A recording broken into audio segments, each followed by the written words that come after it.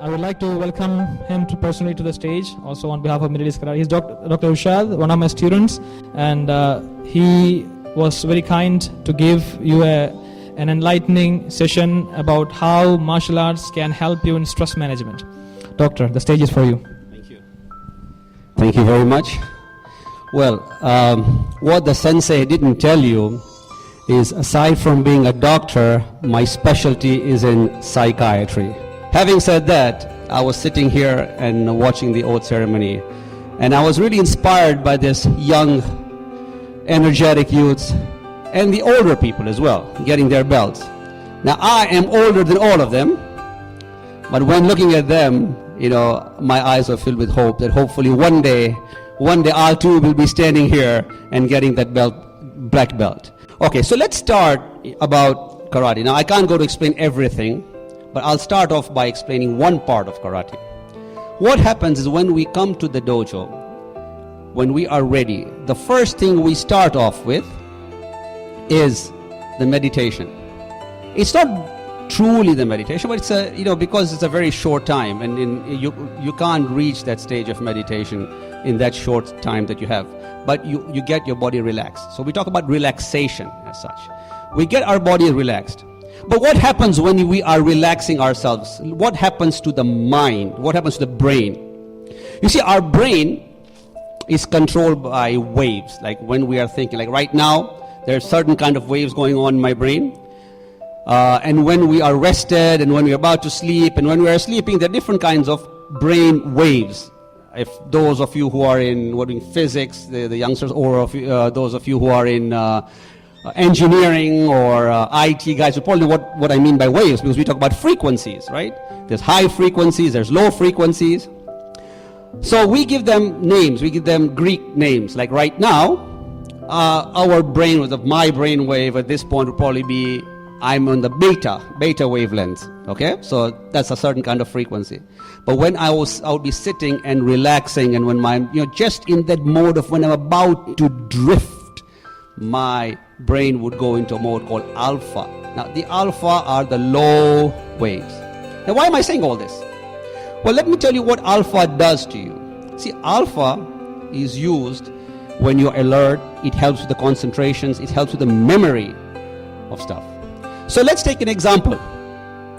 Let's say we are in a situation where there's going to be a combat. Right? Let's say in a situation where we're going to fight with somebody, or somebody's going to come and attack us, and so on. So we get into this mode called the stress mode. We get stressed. And when I say stress, what do we mean by stress? When we get stressed, our body will throw out adrenaline. If you know what adrenaline does, what it does is sends blood to your muscles, and it makes your heart beat fast, and you are ready. So what you would do is you would either fight the person, or you will flight, that means you run away from the person, or you will get frightened. What happens when you're frightened? You scream. How do you scream? You scream very loud. And the idea is, when you're screaming, you make a defense, a virtual defense. So when he's far, you scream at him, hoping he'll move away. But if the person was going to come right to you, when you are screaming, what happens? He will stop. You'll get scared. Okay?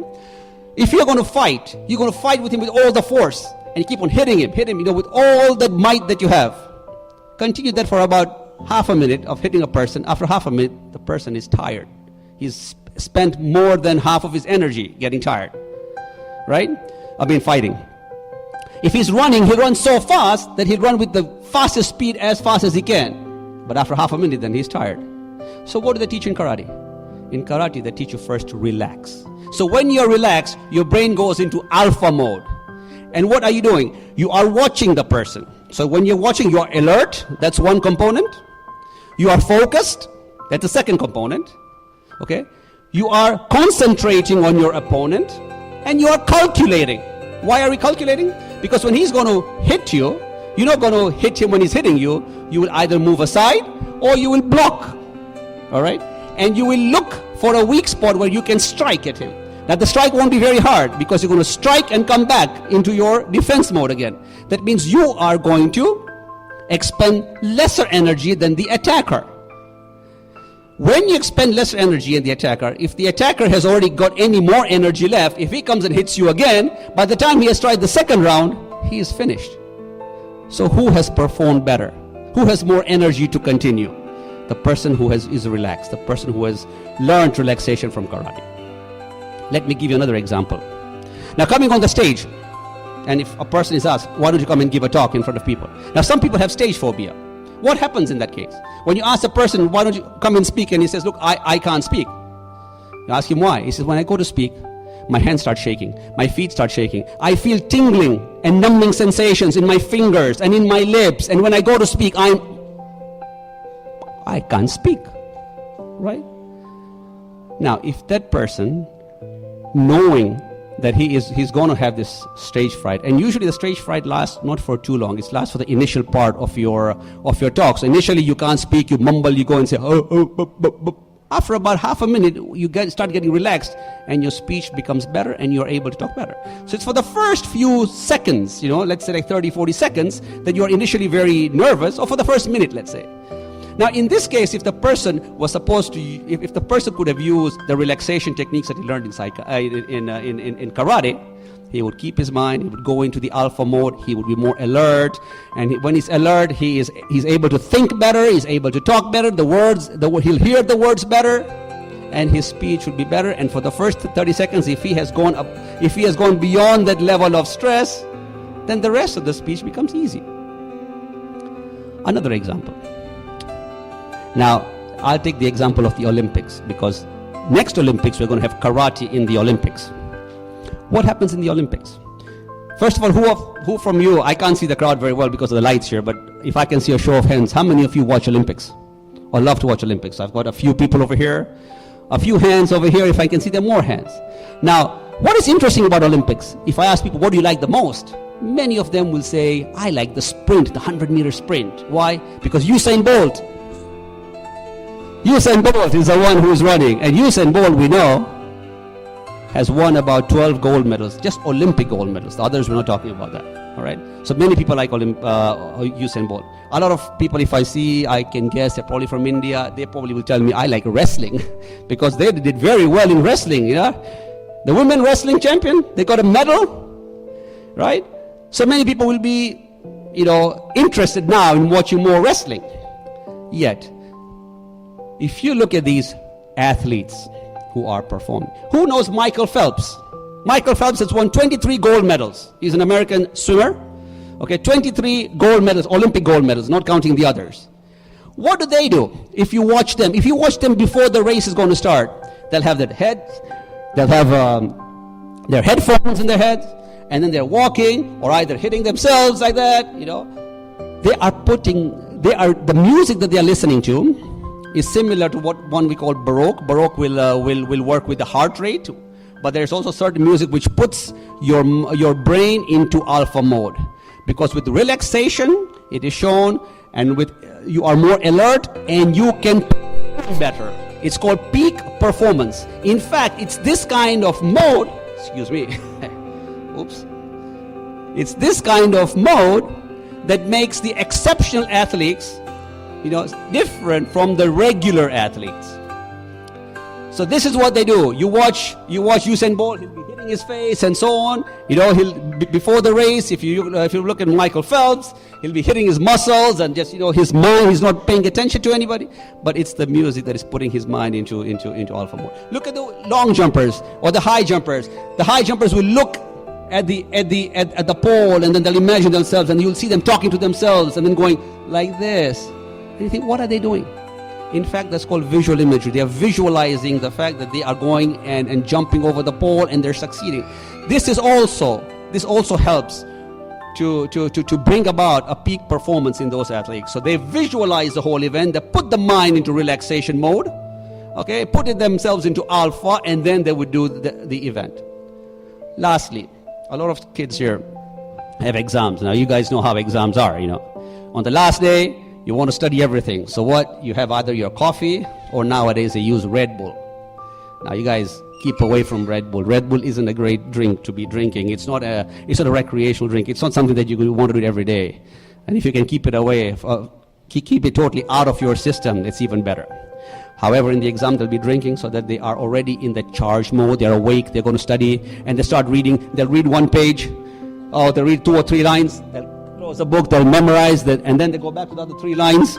Again, they'll memorize, you see. And then they won't have time probably to go back and memorize the whole page, but they will hope that if the question comes in the exam, they'll be able to regurgitate what they have read.